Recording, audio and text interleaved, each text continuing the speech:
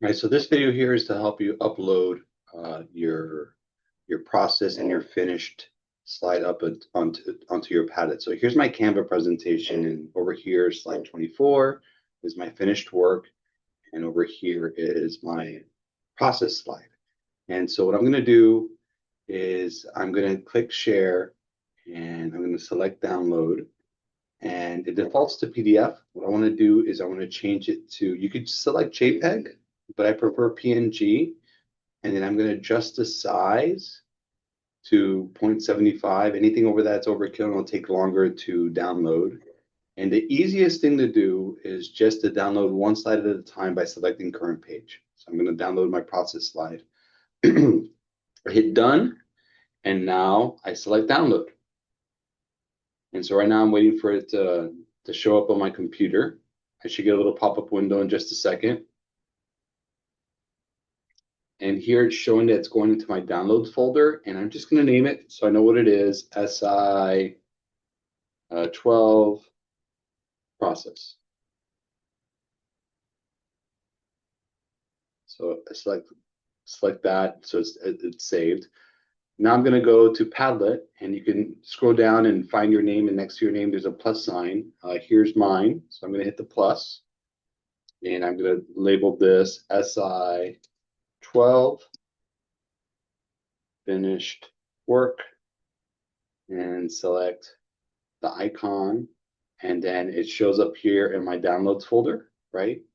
And here's the finished work. I'm going to select my process slide right here, hit open, and then I hit publish, and there it is. Some of the things I want you guys to notice is that the timeline's ordered to show the most recent thing first. So I can see here the student's SI10 is at the front, then SI9, SI8, SI7, and this gives me, it gives us a bird's eye view if the SI is connecting to the ideas the students are investigating year long. And what I want to see is the finished slide first, where you could see the ideas, materials, and processes, and a restatement, the current incarnation of their inquiry. And then here's a great process slide that tells the whole story. Here's their references. Here shows some of their sketches. There's a little bit of progress, a little bit of beginning, middle, and end. And then they highlight either practice, experimentation, revision, which is what the exam is looking for. They're looking for written and visual evidence of practice, experimentation, and revision of the students' materials, processes, and ideas. And here they're highlighting experimentation.